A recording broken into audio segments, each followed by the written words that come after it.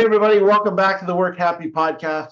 If you're on your treadmill, in the car, in the living room, wherever you are, thank you so much for tuning in, because if it wasn't for you guys, we wouldn't be here. And our goal each and every podcast is to bring some value to you on how we can live happy, how we can work happy, and how we can make the world a better place. And I love what I do as far as speaking and coaching and training, but what I love even more, I think, is these podcasts, is I get to meet incredible people from all over the world. And our guest today is another incredible person, a mentor and a friend.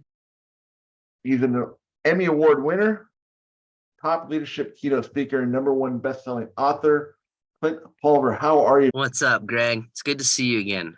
This is the second time on the show, so I'm honored to be back. I wanted to reintroduce you to the audience, and I know a lot of things have happened since we last talked. But for those who haven't listened, why don't you give us a quick journey from Mr. Jensen's classroom to NASA? Yeah. So just my background, I travel the world, obviously, as a professional keynote speaker, and a lot of the research that I share stems from my research as the undercover millennial. So it's kind of like undercover boss without the makeup. So I would go undercover into organizations and figure out why people stayed in a specific workplace, what kept them there, how did they not just survive at work, but how did they thrive at work? And last week, I got the opportunity to share and present that research to NASA, which for me was probably the biggest honor I've had in my speaking career, mainly because I'm a pilot and my background in aviation and flying and just, whether it's space flight, air flight, anything in the air and aviation as a whole, which obviously NASA is a part of, was kind of like a big dream for me as a kid. And so to get that invitation and to go in and to meet with their senior leadership and to help such a significant organization in the history of our world to do this a little bit better was just monumental. I'll never forget that experience. And yeah, going from the classroom when I was a little kid and I had a hard time sitting still in school and everybody saw the issue. They saw this limitation. I was deemed the kid that just struggled and was never going to really progress that far, whether it was even just in my education and mainly in my ability to just sit still. And I had a teacher that said, "I don't think you're a problem. I think you're an opportunity." And he handed me my very first pair of drumsticks and sparked the possibility for me to become something more. And so from that moment to even last week speaking for NASA, where again, an organization that is founded upon sparking the possibilities for the world in exploration and potential and writing a better story. NASA eats, sleeps, drinks, and breathes that. And it was really cool. A little kid from Heber City, Utah, invited in to speak to NASA, which was such an honor, and they're an amazing organization. That's great. I'm so happy for you. Maybe next time you speak at NASA, you'll be up from Mars. Beam it down. Yeah, that's where they're going, man. They're getting ready to land back on the moon here in 2 years, and then they're going to learn how to sustain life on the moon, and that'll set the trajectory up for Mars, which totally has an atmosphere and a lot more livability as far as the environment than the moon does. And man, it's a cool time in the world of space flight and even just the commercial sector. I think in 10 years, the possibility of going to space and experiencing that could be as easy as buying an airline ticket right now. That's totally the direction that they're moving in. So it's cool. It's a cool time to be a part of it. And it's interesting even how far it's come since the Wright brothers. I remember talking to my grandfather. He passed away last year. He was 101, but he would tell me stories of the first time he got onto a plane. He was completely freaked out. He's like, "Why am I going to go up in the air? What's going to hold me up?" Like they had no idea. So it's great to see where it's going. You talked about all the research you've done, and I've gotten your book. I got a signed copy. I got a special one. This is not going on eBay, but it's all dog-eared and whatnot. What was one of the things that you found in doing your research that actually surprised you? I think the significance, again, of how much a leader plays into whether work is a happy place or not. Yeah. 65% of all turnover could be traced back to the manager, the leader. If you are a people leader in an organization, you're the number one reason why people stay. You're also the number one reason why people leave. And I look back on my work career and my work history in corporate America, and man, I remember the horrible bosses that I had. I also remember the really good bosses, the mentors. And that was really the significant, one of the coolest parts of the research is when I would go in undercover into an organization and an employee talked about how much they hated their job, they always talked about a manager. But when they talked about how much they loved their job, and I asked them why, they explained a mentor. This person that was in a management position, a leadership position within the organization, but they weren't the boss. They were the mentor. So mentorship versus management. And how did a leader become that mentor in the lives of their employees to the point where they became a person that those employees chose? They chose that leader and they said, I want to follow you. I like myself best because I'm with you. You make me happier. You show me potential and possibility, and I need more of you. You connect me to my dreams. And man, when leaders achieved that, the sky was literally the limit for what happened in that organization. And like you, I've had those jobs where I've got to start looking right away. And you're absolutely right on the research about mentors. The best manager I ever had was my friend, Jordan Thorstensen. We were working for the Vancouver Canucks hockey team. And he said, let's work hard, play hard. But he was part of us. He wasn't the manager. He didn't like the title manager. I'm captain of the team, right? I'm here to help you guys and support you guys. And this guy would get on phone calls. This guy would go on sales calls, whatever it took to make us feel like we mattered. And when we do that, people can work happy and people want to stay. And I know there's a quiet quitting, but I think that's management's fault. They're not in tune. They're not having conversations. That's right. Yeah, they're not doing what it takes to really, first off, create an environment where psychological safety can be present, where people can actually tell them how they feel and what needs to change and what needs to be better. And again, I think that's why I have a job to some sad extent, is because the perception of leadership versus the reality of the employee experience is usually night and day different. Because there's no incentive usually in a workplace for an employee to really tell their boss how they feel. And so instead, what do when things are rough? They just leave. They leave. Or they mentally check out. And this is where we get this combination right now that's happening in the world with the great resignation, everybody leaving, or quiet quitting, where they mentally check out and they stay. And it's a hard dynamic, but man, there are organizations right now that are killing it on retention, loyalty, engagement. And that's what I write about in the book. That's what the book talks about, is what those great leaders and businesses were doing to just create a place that people never wanted to leave. One of the main things that I found in my research and what I talk about is building trust with your employees. If I feel like I can have a conversation with you, whether it's about my job, about my family, or about my mental health, it's so rewarding when someone will have that conversation, will listen. And even though the manager might not know how to help you with your mental health or what you're going through, they can at least care and listen and say, hey, let's go to talk to HR. Let's go find somebody to help you out because you matter to me, you matter to the team, and that person is going to be a lifer. Yep, 100%. It's those intangibles that really are the focus. And it's hard, I think, sometimes for a business, especially a business that's very high on standards, that's really high on metrics and profitability scales and things that we can see on paper.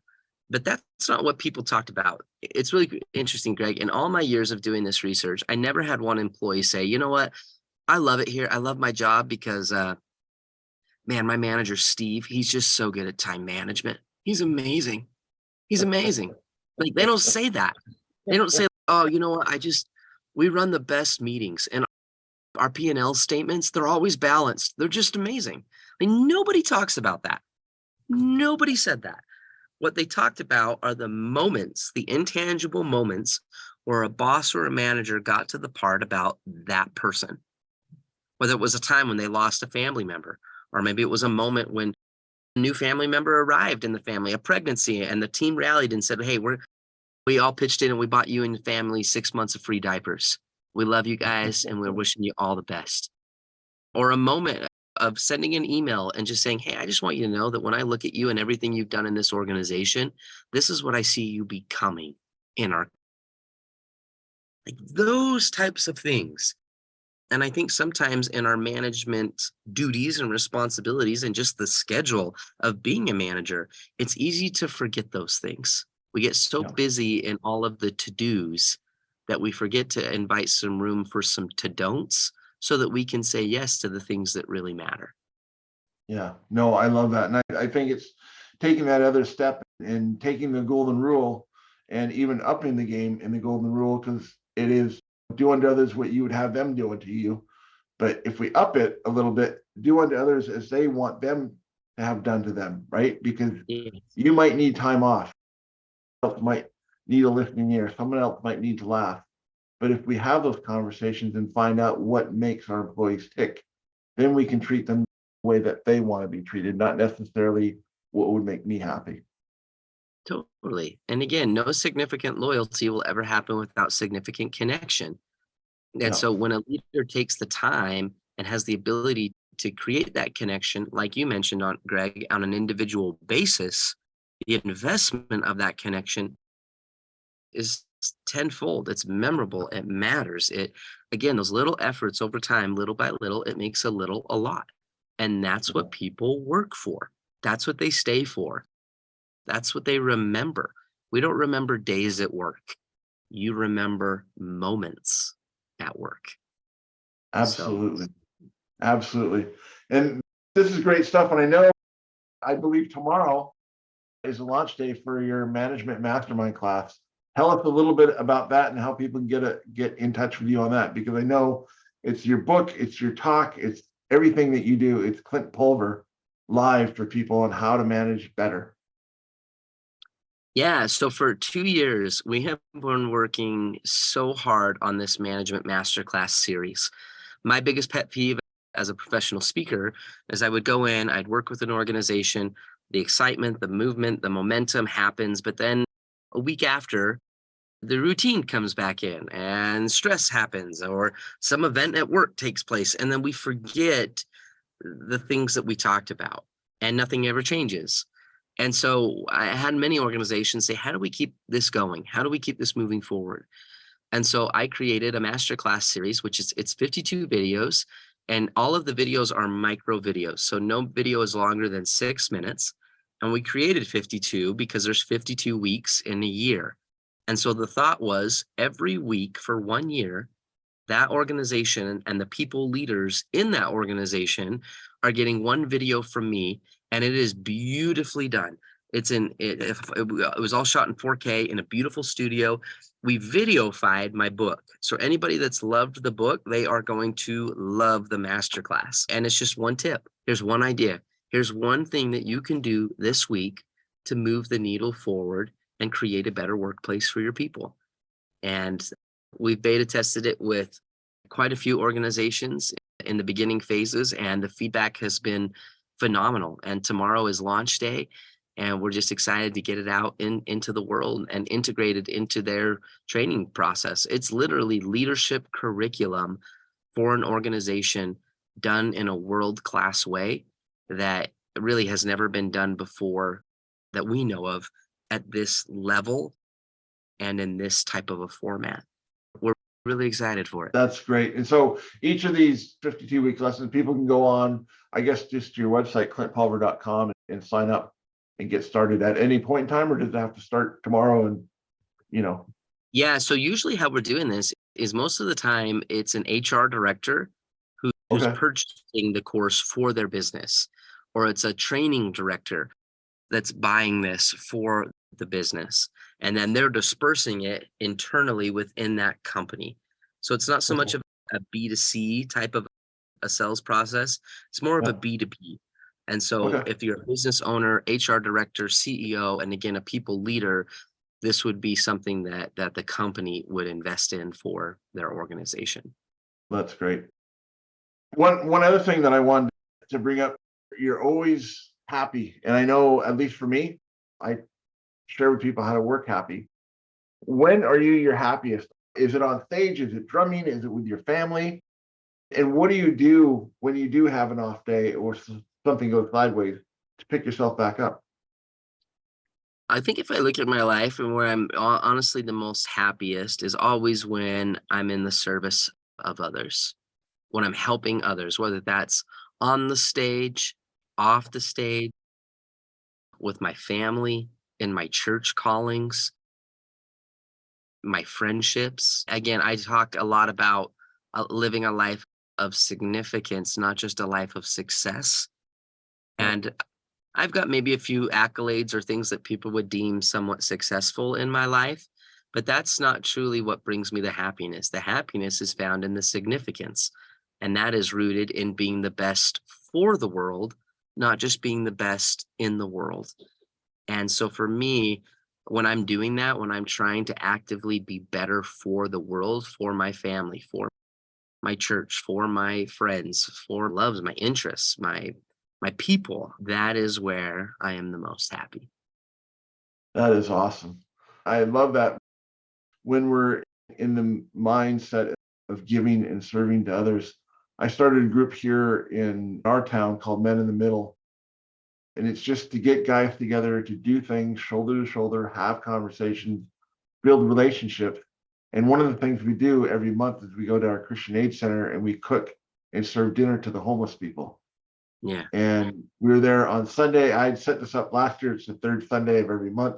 My favorite team is the 49ers.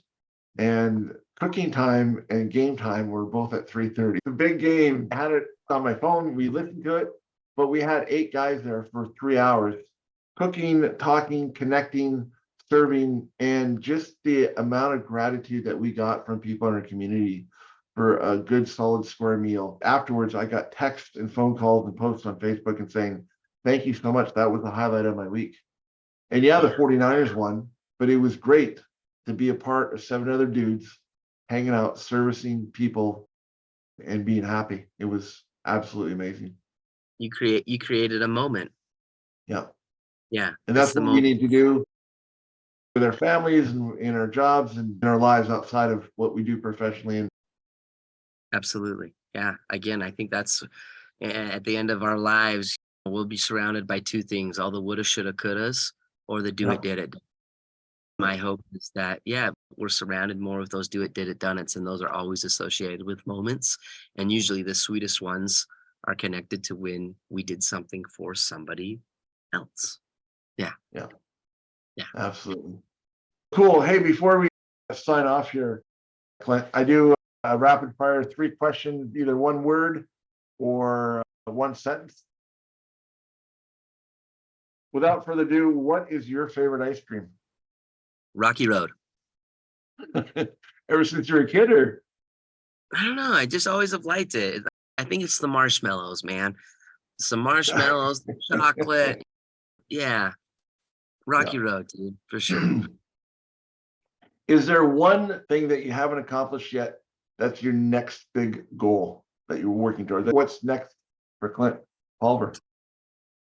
I think a longer term goal is to get my own helicopter. Yeah, that's definitely on the horizon. And I don't think you know this, Greg, and I'll make this really short, but I wanted to fly. Like before drumming, Yeah. before speaking, flying. Flying was the goal. And then I had an eye disease that ended that career for me. And I couldn't go to flight school anymore. I was still a pilot, but I couldn't fly Yeah. professionally. And then ended up going down a whole different route, different path, different world, different all of that. And just this last year, they came out with a new contact lens. They're called scleral lenses. Yeah. And for the first time ever in my life, I am now basically corrected to 20/20. Awesome. And so because of the technology and how everything's changed, and I had an eye procedure like 7 years ago that totally saved me from going blind. And again, long story short, but now for the first time ever in my life, I have that possibility of bringing aviation back into my life again. And so, yeah, really excited for that opportunity. That is awesome. And finally, what is your next speaking event? I go to Vegas tomorrow. Yeah, I'm performing at the Aria in Las Vegas tomorrow night. Hey, thanks again so much, Clint. When I put this on the calendar, it was a big deal to me. Since I've been in the industry for the last few years, I've always looked up to you. When I'm having a down day, I go watch your videos because they pump me up, and I know how much good you do for so many people. And I know you're such a giving person. You have a wonderful family. But thank you for being a friend and being a mentor and for doing all you do for the world. Thank you. You're welcome, Greg. I love you, man. Appreciate you. Thank you for all you're doing. And again, the opportunity and the privilege to be on your show. So you're a brother, and I'm grateful for you. And thank you again for the opportunity. Thanks, Greg. Appreciate it, brother.